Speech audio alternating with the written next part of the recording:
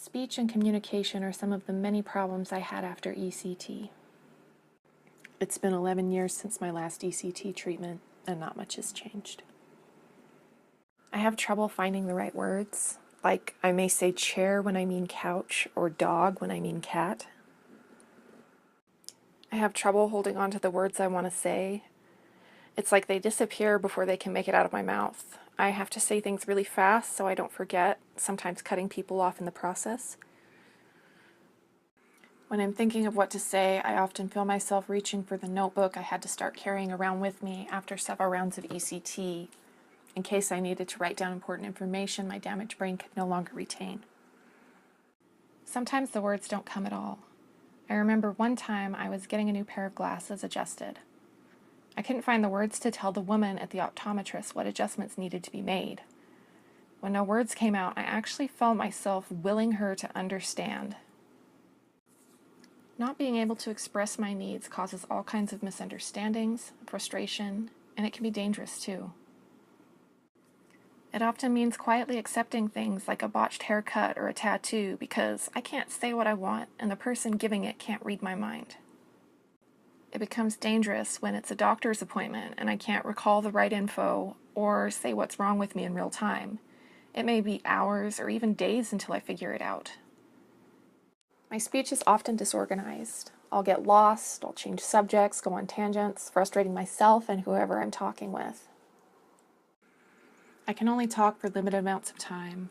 1.5 hour conversation is enough to wipe me out for the rest of the day. After that, I get too mentally exhausted and can't talk or do much else. When I'm really tired or have talked too much, I'll start to stutter, slur my speech, or draw a complete blank and stop talking mid-sentence. I'll often repeat myself. It's like what I say doesn't register in my own head after saying it, so I try again and again. This doesn't help, and it drives people nuts. In conversations, I can't think of the correct response, so a lot of the time I'll just keep repeating what the other person says as a desperate attempt to show them that I'm listening. People don't like that either.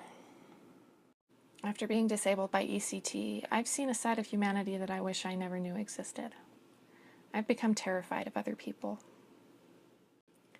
An ugly truth is that appearances and familiar behavior are all that really matter. If you can't speak or act in a way that people are accustomed to, if you care to take the time to understand what you mean, many judge harshly and feel justified in mistreating anyone not towing the social line. I can't verbally defend myself. It takes me too long to mentally process a conversation, let alone find the right words. A person basically has free rein to verbally abuse me, and because I already communicate differently, people often feel justified in saying mean or aggressive things. Even in many cases, I was right and they were wrong.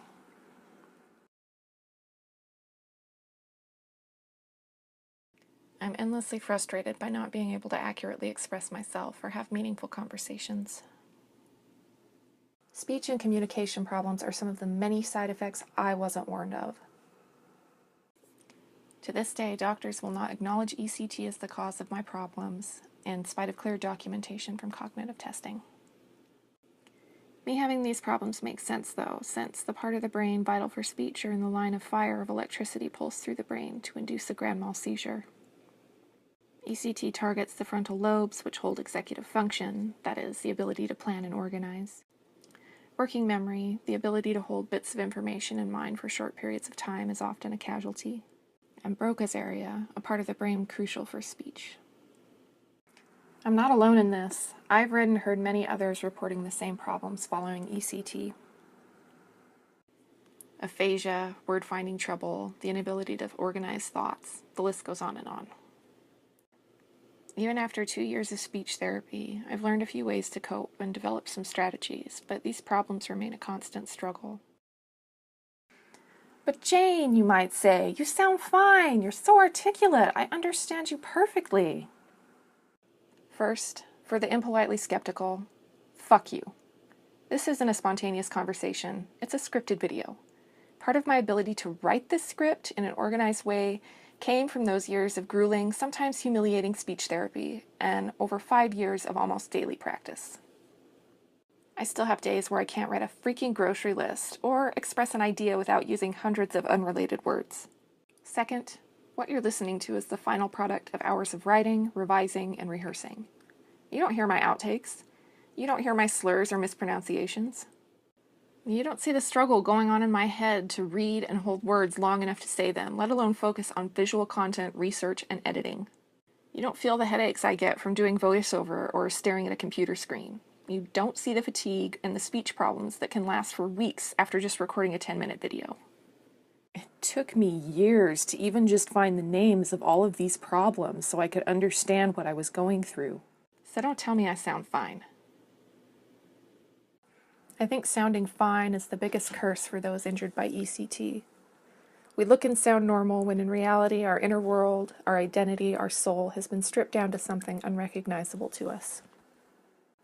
We struggle endlessly, all while people dismiss our injuries and our efforts to survive in our hellish new reality.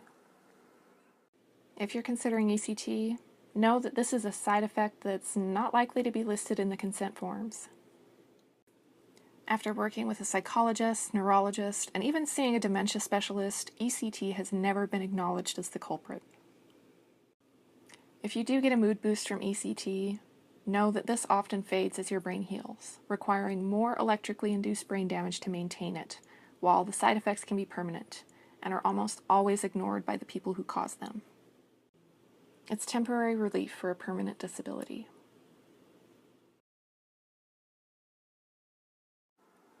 ECT is far from your last hope. The human mind is infinitely complex. Depression has numerous causes and equally as many solutions that don't involve drugs or electrocuting the brain. Knowledge is power. Below, I've linked several resources for alternative explanations for depression and treatment, as well as info on ECT risks you won't hear from your doctor.